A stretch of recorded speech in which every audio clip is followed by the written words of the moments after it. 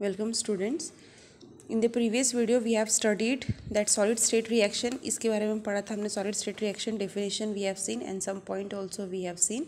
So in the today's video we are going to start the experimental procedure for the solid state reaction. See, in the experimental procedure means what steps are involved in the solid state reaction that we have to see. So steps are first of all following steps involves an experimental procedure. Means how reagents, what reagent कैसा होना चाहिए, how the reagents we have to use, mixing, container material, heat material and analysis. इन सब के बारे में one by one we have to study. Okay, so when we'll study this point one by one, then you will understand. So during the experimental procedure of the solid state reaction, we have to keep in mind the reagent जो use करते हैं हम लोग उसको, that we have to keep in mind that how reagent we have to use. The reagent are the starting material from which the product is formed. See, reagent सबसे important है क्योंकि वो starting material जिससे product बनने वाला है हमारा. तो reagent कैसा होना चाहिए हमारा. Some of the conditions which while selecting the reagent are, the reagent should not be hygroscopic in nature. तो जो reagent हम लोग यूज़ करने वाले वो hygroscopic in the nature नहीं होना चाहिए, मतलब वो water से react नहीं होना चाहिए. ठीक है, ऐसा reagent हमें यूज़ करना है. The reactant size is as possible as small. तो जो reactant हमें यूज़ करना है वो बहुत कम क्वांटिटी में लेना है. ओके, इस size reactant size should be as possible as small reactant लेना है, कम क्वांटिटी में लेना है, या फिर सॉलिड है तो उसको छोटा पीस लेना है. The reason behind the size of the reactant is as the size of the molecule decreases, surface area increases, which increases the rate of the reaction. क्योंकि इसका रीज़न है स्मॉल साइज़ क्यों लेना है, हमें स्मॉल साइज़ ऑफ रिएक्टेंट क्यों लेना है या स्मॉल क्वांटिटी क्यों लेना है. अगर स्मॉल साइज़ लेंगे तो उसका सरफेस एरिया बड़ा रहेगा and the rate of reaction will increase. After selecting proper reactant they should be dried thoroughly and weight has been recorded. जो भी रिएक्टेंट हम लोग लेने वाले हैं उसको सबसे पहले प्रॉपरली ड्राइड करेंगे क्योंकि जो भी उसके अंदर का वाटर कंटेंट है वो पूरा निकलना चाहिए बाहर. इसलिए we have to dried the reactant properly and then it should be properly weighted. उसको वेट कर लेना है. After that next is mixing. अब मिक्सिंग प्रॉपर होनी चाहिए. अब देखते हैं मिक्सिंग में क्या है. After recording the weight of the reactant they are mixed thoroughly. For smaller quantity nearly 20 gram is mixed in the agitator pistol motor. सी मैंने बताया है कि अगर प्रॉपर इसके रिएजेंट्स इस वाले रिएजेंट इसको प्रॉपरली ड्राइड कर लो, ड्राई कर मत वेट कर लो. उसके बाद क्या करना है, मिक्सिंग करना है, प्रॉपर मिक्सिंग करना है. ये भी बहुत इंपॉर्टेंट स्टेप है. जो रिएक्टेंट हम लोग यूज़ कर रहे हैं इसको प्रॉपर मिक्स करना है. और किससे मिक्स करना है, एजिटेट पिस्टल मोटर में. ओके, ठीक है. Agitate pestle mortar I think you have seen this, we have in our laboratory. छोटा सा होता है और एक मिक्सर होता है. इट इज़ ए मैनुअल, हाथ से करना पड़ता है उसको.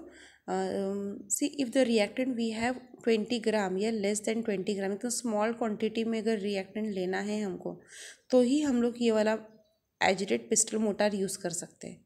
ठीक है, मैनुअली मिक्स करने के लिए. लेकिन अगर ज़्यादा क्वांटिटी में रिएक्टेंट है हमारे पास तो हम लोग ये वाला मेथड यूज़ नहीं कर सकते. फिर उसके लिए मैकेनिकल मेथड यूज़ करना पड़ेगा. बड़े बड़े जो बॉल मिलर होते हैं वो यूज़ करना पड़ता है मिक्सिंग के लिए रिएक्टेंट के. छोटा क्वांटिटी है तो सिंपल इस एजिटेटर पिस्टल मोटर में मिक्स हो जाएगा अच्छी तरह से. The agitate pestle motor is prepared. See why it is preferred. Agitated pistol motor is preferred because it is hard and does not contaminate the mixture. क्यों use करते हैं, because it is hard and does not contaminate mixture. Mixture को contaminate नहीं करता, mixture को dirt नहीं लगाता. Another reason for this selection is it is smooth, non-porous surface and easy to clean after use.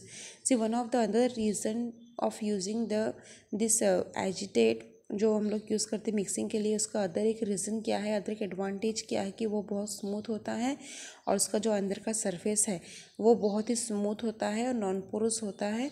And it is also very easy to clean after use. And the next point is, if the quantity of the mixture is larger than 20 gram, then the normal mixing is complex or difficult.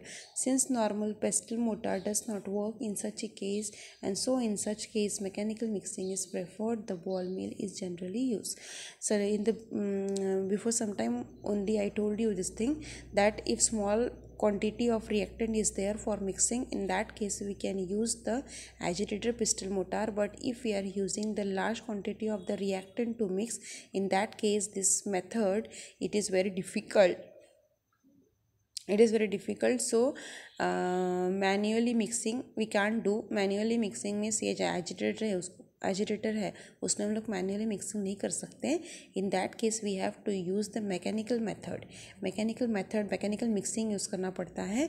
And ball mills are generally use to do the mechanical mixing. Now next is container material. अब जो container हमें use करना है reaction के लिए, वो कैसा होना चाहिए. There are two condition for selecting container material. अब कंटेनर मटेरियल कैसा होना चाहिए. The container material must be inert, means it does not react with the reactant.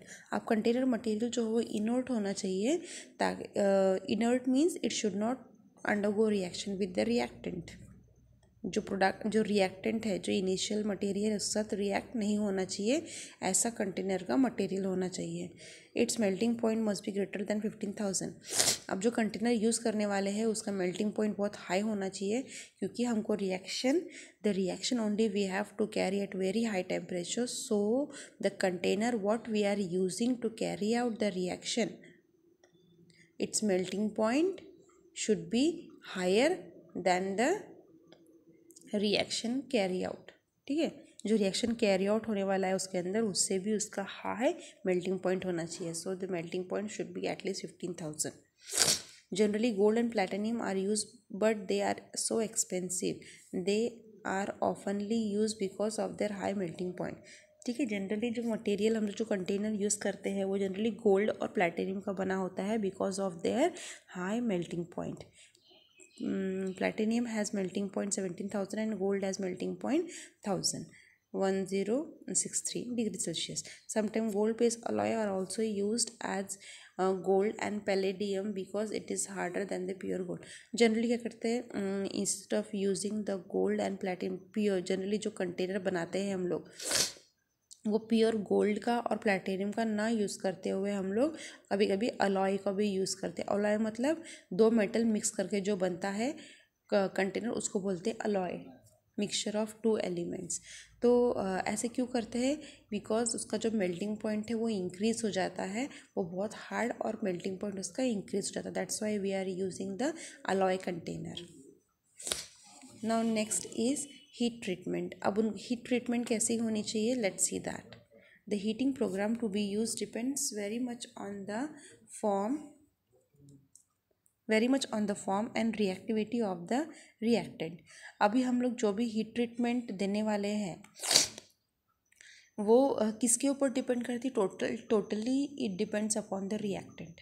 ठीक है, जो भी हीट ट्रीटमेंट देने वाले हैं हम लोग ये रिएक्टेंट को ब्रेक डाउन करने के लिए, या जो रिएक्टेंट हम लोग यूज़ करें उसको ब्रेक करने के लिए, हम लोग जो भी हीट ट्रीटमेंट यूज़ करने वाले हैं वो सारा डिपेंड करता है रिएक्टेंट के ऊपर, कि रिएक्टेंट कैसा है हमारा. रिएक्टेंट ऑक्सीजन कंटेंट है तो, या फिर दूसरा अगर ऑक्सीजन कंटेंट रहेगा तो कम टेम्परेचर पे ब्रेक डाउन हो जाएगा, या फिर ऑक्सीजन कंटेंट नहीं है तो वो हाई टेम्परेचर पे ब्रेक डाउन होगा. तो हीट ट्रीटमेंट उसके ऊपर डिपेंड करती है कि रिएक्टेंट कैसा है. In the control of either temperature or atmosphere, nature of the reactant chemicals are considered in detail. मैंने अभी बताया है कि reactant chemicals are considered in detail. अब good furnace are used for heating treatment. हाँ, वो तो ऑब्वियस है. जो भी फर्नेस हम लोग यूज़ कर रहे हैं हीट ट्रीटमेंट के लिए, that should be of good quality. Pelleting of sample preferred prior to heating. अब मैंने इससे बताया कि पैलेटिंग ऑफ सैम्पल क्यों प्रेफर करते हैं हीटिंग के पहले, क्योंकि कभी कभी क्या होता है, जो रिएक्टेंट होता है हमारा, it contains very fine particles और बहुत छोटे छोटे पार्टिकल्स यूज़ करता है। तो पैलेटिंग कर लेते हैं। पैलेटिंग मतलब उसके ऊपर एक लेयर बना लेते हैं। हर एक पार्टिकल के ऊपर एक लेयर बना लेते हैं, उसको बोलते हैं pelleting. Pelleting of sample is preferred prior to heating since it increase the area of the contact between the grains. क्यों करते हैं पैलेटिंग? ताकि जो दो ग्रेन है जाके तो जो पार्टिकल है उसके बीच में अच्छे से कॉन्टैक्ट हो सके, इसलिए पैलेटिंग करते हैं। एक लेयर या फिर एक कवर बना लेते हैं पार्टिकल के ऊपर। ये हो गया हमारा हीट ट्रीटमेंट। नाउ नेक्स्ट है analysis. The product material are analysed using the characteristic technique. अब जो प्रोडक्ट हमें मिलता है, it can be in the powder form और it can be in the single crystal form. उसको अभी हम लोग एनालाइज करेंगे and for analysing we are using the technique that is X ray diffraction, SEM और TEM। ये सारी टेक्निक है we have to use for analysing the product. Okay, so here we have finished this video. Once again you see what part you have to write. In this way you have to write. See, this question is asked for 4 marks. So reagent, mixing, container material. So this way you have to write. Okay, so here I finish my video and then we'll meet in the next video with the topic co-precipitation. Thank you.